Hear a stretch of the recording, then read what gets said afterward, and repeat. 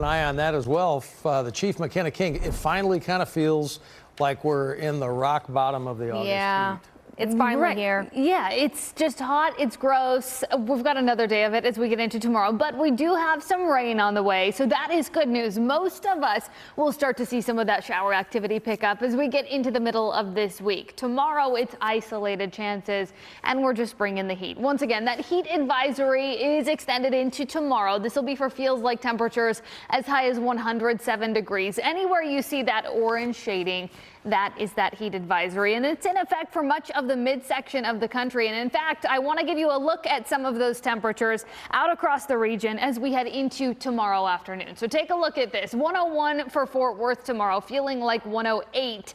Dallas, 100-degree forecast high, similar to today, feeling close to 107 degrees for downtown Dallas. It's going to be hot out across North Texas, so plan for that as you head out and about. It's that extra reminder to make sure you're staying hydrated as you head out and about. And then on top of that, we've got that isolated shower chance. If you're one of the lucky ones that gets it tomorrow, we will see a few isolated pockets of rain for our Tuesday. Kind of as that heat and humidity build, we see that water cycle take place, that condensation, we pick up a couple of isolated showers. But it's not until Wednesday that this cold front moves in, and that brings us some more widespread shower activity. So notice it starts to arrive Wednesday morning. We've got some heavier pockets of rain that roll through, and then we've got leftover isolated showers as we get into Wednesday afternoon and also into Thursday. Here's our setup. This ridge of high pressure that's bringing the heat shifts off to the west, back to the Four Corners region. That gives us isolated shower activity from the northwesterly flow aloft, but we've also got sea breeze showers, our surface flow out of the southeast.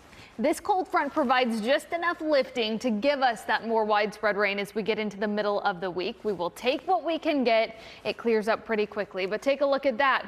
By late week, we've got Hurricane Erin making its way right along the east coast. Here's where it sits right now, just moving over Turks and Caicos, headed toward the Bahamas.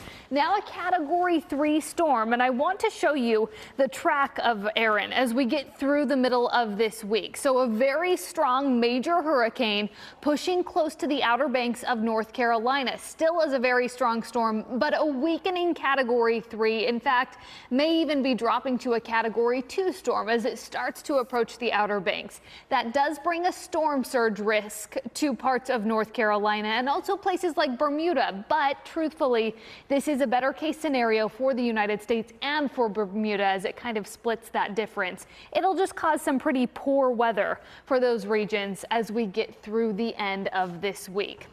As for the tropics, if you take a look back through the Atlantic, we've got a couple other spots to monitor back behind Erin. But here locally, this is where we're looking. 100 degrees as we get into tomorrow. We drop back to the middle 90s as we head into the middle of this week with those increased storm chances thanks to that cold front. Drier as we head into the weekend. All right, McKenna, thank you so much. Still to come for you here.